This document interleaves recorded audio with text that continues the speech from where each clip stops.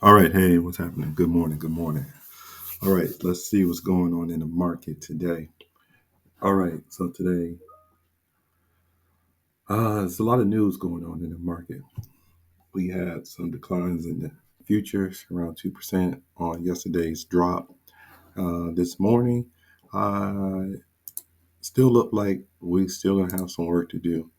Looks like a day of chop, but let's take a look at a few levels here and see exactly what our levels are so that you know how to play this today. We heard about the tariffs yesterday, so General Motors, Ford, Stellantis were all impacted. All right, for our futures, we have 57.30 and 57.73. So that's about a $70 drop. Right now, it looks like we probably have futures coming to the downside and then a potential bounce back up. So futures is kind of range bound. We'll see what happens once the morning starts, but it looks a little bearish. If it breaks through this 57, then we're going to have a really big drop here. Here's a 200 on the hourly right here. All right, so we'll be looking at those and seeing. Let's take a look at the SPY real quick. We're seeing what's happening there. The SPY looks a little easier to play. Yeah, so we got levels at 565 and 570. Some people are going to wait to get to 565 and try to round it back up and play within this range. You can. I might just wait for a breakout, whether it's to the highs or the lows, and we'll see. Sometimes these breakouts are a little fake. It'll go down maybe to 563, then bounce back up. So you got to be patient with the SPY. Wait till you get one of your hammer candles, uh, or a wick, and see in which way that the market is going on the SPY. Let's take a look at General Motors. General Motors shares dropped around 6%. Oh, you see that? Here's the announcement yesterday, and we're down at 47. So pay attention in this one all the way up until next week.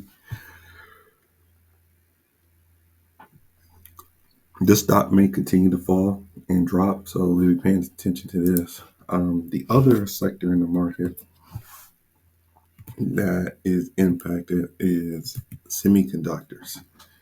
A lot of news around data centers, uh,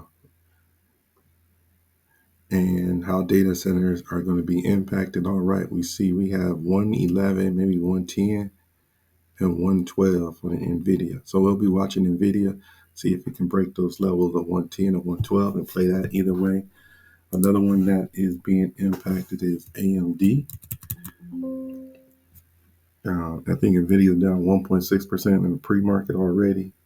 And this is around over the new Chinese energy rules, potentially impacting its chip sales. And with that being said, AMD itself, lower brother, has fallen as well. It got downgraded recently by the Jeffries report. So you see AMD is taking a fall.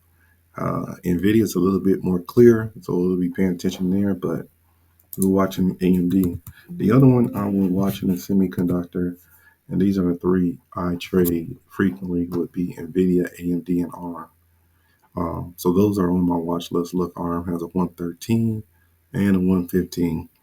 So a semiconductor sometime today want to try to have a bounce. I'll probably be looking at ARM or NVIDIA.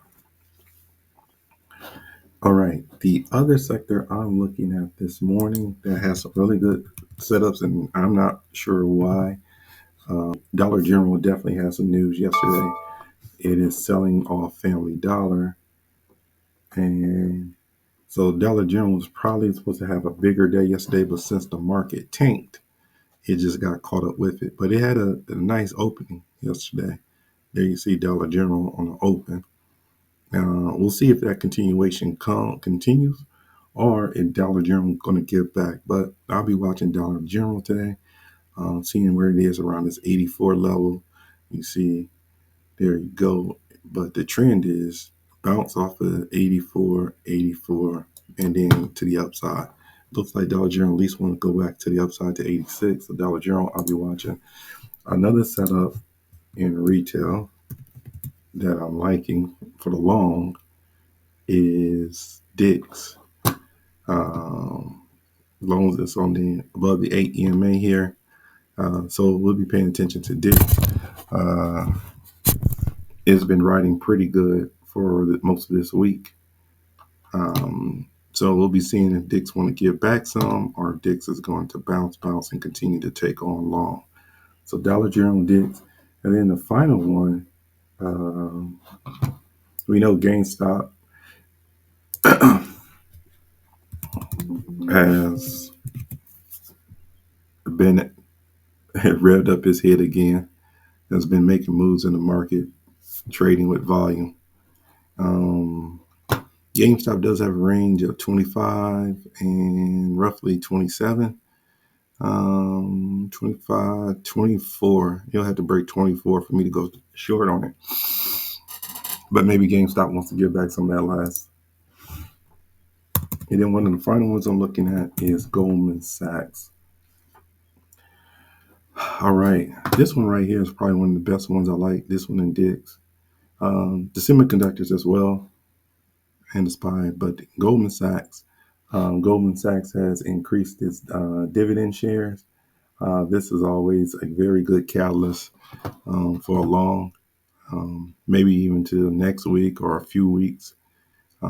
So I might be looking at Goldman Sachs. Let's go take a look at my 4-hour real quick. 567 for sure. So we even got some pullback. Even if it pulls back here, and if it don't break, that would probably mean for going a long out for into next month sometime. But just for a day trade, I do like Goldman Sachs on the hourly. So I'll be paying attention to that. Trying to see if there's anything else in the market that I am really liking. I think we covered a lot. We covered the semiconductors, retail, and Goldman Sachs, which has some news. I think all of those are some pretty good ones to take a look at today. Again, try not to overload it. Try to focus on, maybe 3 to 5 stocks at a max, and then just lock in on those and play the setups. I'm flicking around Domino's. Domino's is another one of those that was still bullish yesterday, even on the pullback. When you have stocks that are bullish, even when the rest of the market is going down, that's a good sign. So you might want to be looking at Domino's again. That was definitely one of the stronger ones from yesterday. All right. I think that's a wrap. I gave you enough, as well as some good levels to take a look at.